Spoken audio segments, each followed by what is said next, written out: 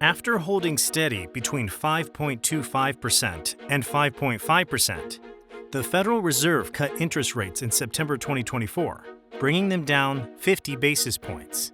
This was the first rate cut since the early days of the COVID pandemic. This represents a change in the Fed's approach of keeping rates steady, signaling an adjustment to the economic landscape. As the economy may show mixed signals, a rate cut often encourages borrowing and spending to help keep economic growth on track.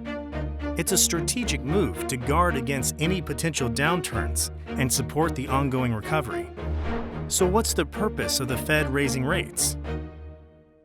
The Federal Reserve usually raises interest rates to keep the economy in check and to take control of inflation. When inflation rises, the dollar's value drops and prices start rising. Think of the economy like a car speeding down a highway. When inflation begins to rise, it's like the car is starting to overheat from driving too fast for too long. The Fed raises interest rates like a driver easing off the gas pedal. By making borrowing more expensive, the Fed slows down the economy, much like reducing speed to prevent the engine from overheating. This slowdown in spending and investment helps cool off the economy, bringing inflation down to a more manageable level. Just as a driver might slow down to prevent the car from overheating, the Fed raises rates to ensure the economy doesn't spiral out of control, maintaining a steady, sustainable pace for long-term growth. Why did the rates go up? During the time of the COVID-19 pandemic, the government issued $5 trillion in stimulus checks to boost the economy. While it provided relief, it also spiked inflation, driving up prices. To alleviate rising prices, the Fed raised rates by 25 basis points and continued to increase them through December 2023. Across 11 meetings, rates were raised by 25 to 75 basis points each time, totaling 525 basis points, bringing the rate to a 5.25 to 5.5% range. Why do the rates go down?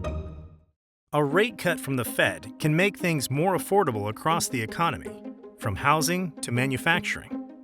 For consumers, this often means lower mortgage and loan rates, providing more opportunities to save for the long term rather than stretching funds for daily expenses. There are 5 key indicators that the Fed uses to determine interest rate cuts. 1. Inflation rate.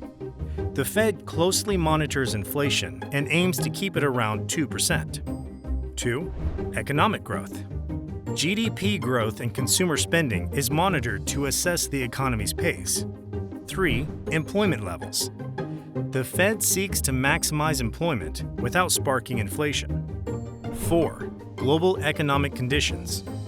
Rate cuts may occur to shield the U.S. economy from global slowdowns, trade issues, or geopolitical risks. 5. Financial market stability.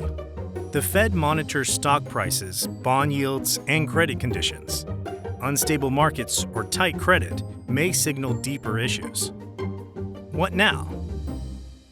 After evaluating the 5 key indicators that help decide whether or not to cut rates, the Fed finds itself dealing with a challenging economy.